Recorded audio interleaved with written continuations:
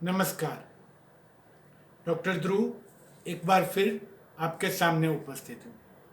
As a doctor, as a medico, एक तबीब होने पर आज मुझे डर लग रहा है।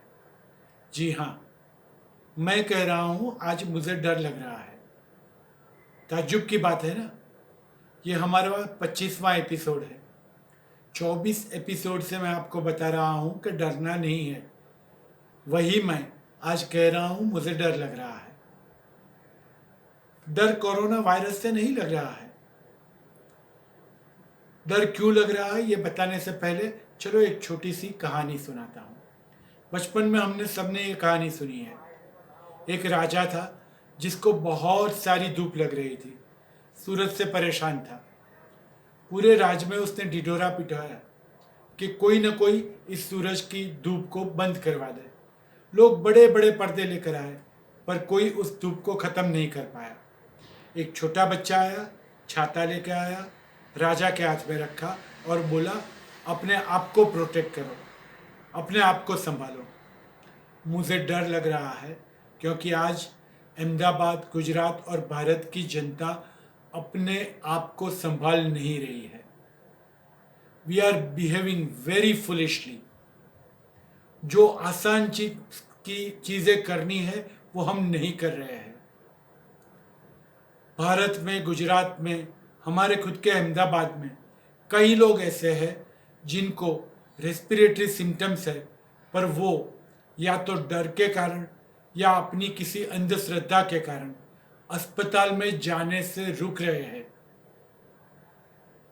कई ऐसे लोग हैं जो मानते हैं कि घर पे मर जाएंगे पर टेस्ट नहीं करवाएंगे। ये बहुत खतरनाक बात है। मुझे ऐसे लोगों से डर लग रहा है। डर इसलिए लग रहा है कि ये लोग संक्रमण बढ़ा रहे हैं और उनका जो डर है वो बिल्कुल वाजिब नहीं है। अगर आपको कोई तकलीफ नहीं है और टेस्ट हो रहा है तो भी आपके भले के लिए हो रहा है। अगर आपको संक्रमण नहीं निकलता है और आपको क्वारंटाइन किया जाता है तो आपके ही भले के लिए हो रहा है, क्योंकि अगर आप कोरोना पॉजिटिव है, आपको कोई भी सिम्टम्स नहीं है, तो आपको ये सिम्टम्स हो सकते हैं। सो मुझे उन सभी लोगों से डर लग रहा है जो टेस्ट करवाने के लिए हिचकिचा रहे हैं। मुझे उन सभी लोगों से डर लग रहा है जिनका टेस्ट पॉजिटिव होने के बावजूद भी आराम से घूम रहे हैं। मुझे उन सभी लोगों से डर लग रहा है जो कि प्रोटोकॉल के मुताबिक, पूरी दुनिया के प्रोटोकॉल के मुताबिक अस्पताल में या अलग क्वारंटाइन में जाने से डर रहे हैं। मेरी हाथ जोड़ के विनती है, ऐसा मत कीजिए। अगर आपको कोई तकलीफ है, डॉक्टर का संपर्क कीजिए और उनकी सलाह के मुताबिक टेस्ट करवाइए। अगर आपके कांटेक्ट में किसी को कोरोना पॉजिटिव है तो आप टेस्ट करवाइए। ऐसा ज़रूरी नहीं है कि आपको अस्पताल में ही क्वारंटाइन होना है। आप नज़दीक के किसी भी होटल में या किसी भी समरस हॉस्टल में या फिर किसी भी हज हाउस में या किसी भी इसी तरह की व्यवस्था में रुक सकते हैं। इससे कोई दिक्कत नहीं होती है और इससे आप आपके ही करीबी रिश्तेदारों में ये रोग फैलाना अटका सकते हैं। तो डर इसलिए लग रहा है कि लोग, थोड़ा बहुत लोग, बहुत कम मात्रा में है, पर रिमेंबर, अगर एक आदमी ऐसा करेगा तो एक दिन में वो 9 लोगों को संक्रमण देगा। 9 लोग इन्फेक्शन में जाएंगे, दूसरे दिन 81 होंगे और तीसरे दिन 243 होंगे। आप समझ सकते हैं कि रोग कितना जल्दी से फैल सकता है। इसलिए अपने को हर जो चैनल है उसे ब्लॉक करनी है, हर जो चेन है उसे तोड़नी है, और ये एक ही तरीके से हो सकता है, हर आदमी अपने को भारतीय मान के बैठे। मुझे डर लग रहा है क्योंकि थोड़े बहुत पॉलिटिशियन या थोड़े बहुत रिलीजियस लोग ऐसा मान रहे हैं कि ये नहीं करना चाहिए।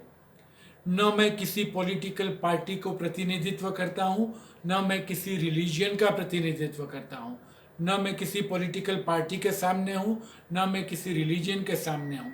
सिर्फ इतना बता रहा हूँ as a medico, as a doctor, कि अगर आप जांच करवाएंगे, तबीबों की सलाह का पालन करेंगे, तो अपने आप में संक्रमण आगे बढ़ते रोक पाएंगे और अपने सभी फैमिली मेंबर्स, सोसाइटी के मेंबर्स में भी ये संक्रमण आगे बढ़ते रोक पाएंगे। देशभक्ति का इससे ज़्यादा अवसर कभी नहीं मिलने वाला है। So go for test. It is the absolute duty at this moment. Volunteer. घर में किसी को रेस्पिरेटरी सिम्टम्स है, कफ, खांसी, सर्दी, उधरस, बुखार, तो वॉलंटियर कीजिए। अपने जो भी करीबी डॉक्टर है उनसे मुलाकात कीजिए, उनसे फ़ोन पे बात कीजिए, उन तक पहुंचिए।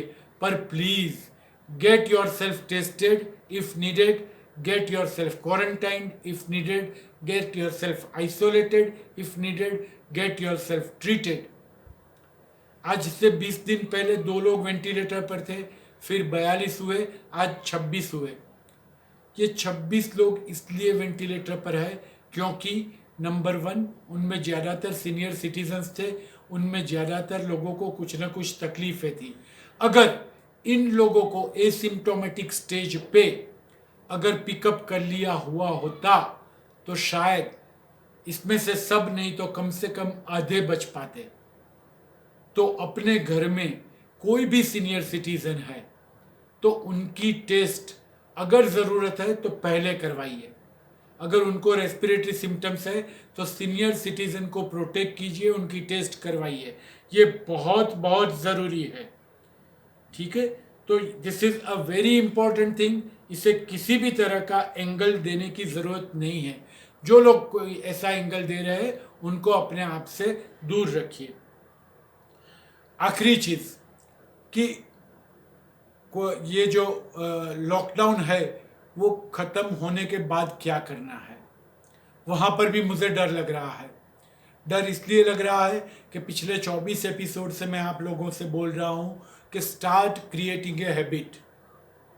जिनको कोरोना नहीं है, कोरोना हुआ है, कांटेक्ट में हुआ है, किसी भी पूरे 130 करोड़ लोगों को ये अवसर मिला है।